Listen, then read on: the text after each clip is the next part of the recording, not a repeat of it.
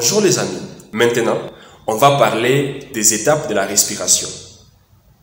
Le système respiratoire commence au niveau du nez et de la bouche et se poursuit par les voies respiratoires et les poumons. L'air pénètre dans le système respiratoire à travers le nez et la bouche, passe par la gorge que nous avons appelée le larynx et par l'organe vocal ou le larynx. Le passage vers le larynx est protégé par l'épiglotte, un petit lambeau de tissu qui renferme automatiquement traits du larynx lors de la déglutition, évitant alors que la nourriture et les liquides ne passent par les voies respiratoires. La trachée est la partie la plus large des voies respiratoires. Donc, la trachée se divise en des branches plus petites, c'est-à-dire la branche droite et la branche gauche, qui aboutissent chacun des poumons. Donc, les poumons droits et les poumons gauche. À chaque poumon est divisé plusieurs parties, communément appelées lobes. Il y a donc 3 parties dans les poumons droits et 2 dans les gauches. Les poumons gauche est légèrement plus petit que les poumons droits car ils partagent la moitié gauche du thorax avec le cœur.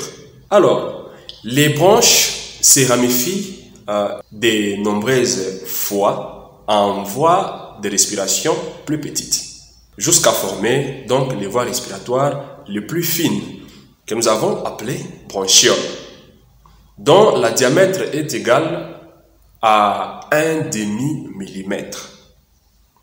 Les voies respiratoires ressemblent donc à un arbre renversé.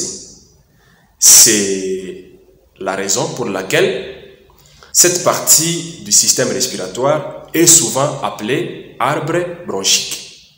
Les voies respiratoires sont maintenues ouvertes grâce à un tissu conjonctif fibré et semi-souple appelé cartilage. Les voies respiratoires plus petites sont soutenues par des tissus pulmonaires qui les entourent et qui l'air est attaché. Les parois des voies respiratoires de petit diamètre ont une couche mince, circulaire, de muscles lisses. Les muscles de la voie respiratoire peuvent se relâcher et se contracter, ce qui change la taille de la voie respiratoire. Des milliers de petits sacs d'air que nous avons appelés alvéoles se trouvent à l'extrémité de chaque bronchiole. Ensemble, des millions d'alvéoles pulmonaires couvrent une surface de plus de 100 mètres carrés.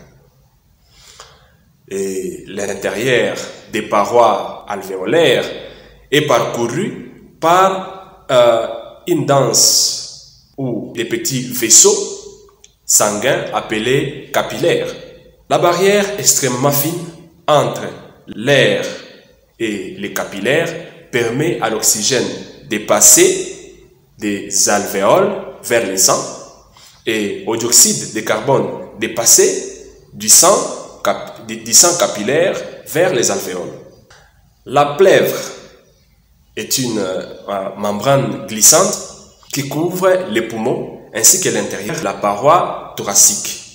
Elle permet donc aux poumons de bouger en douceur lors de la respiration et mouvement de la personne. Normalement, des couches de la plèvre ne sont séparées que par une petite quantité de liquide lubrifiant. Les 2 couches glissent l'une sur l'autre lorsque le poumon change de forme et de taille. Nous sommes donc arrivés à la fin de notre leçon du jour, mais nous allons répondre à quelques questions. Citez différents organes de l'appareil respiratoire appris. nous avons le nez et la bouche, les pharynx, les larynx, la trachée, les bronches, les bronchioles et la sinus, les alvéoles. Résumer les étapes de la respiration.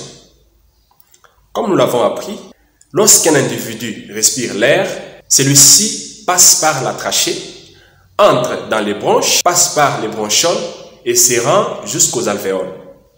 C'est là que se passent les échanges. Les alvéoles relient le système respiratoire aux capillaires du système circulatoire. Donc, le sang qui circule dans les capillaires libère le CO2 et extrait l'oxygène de l'air.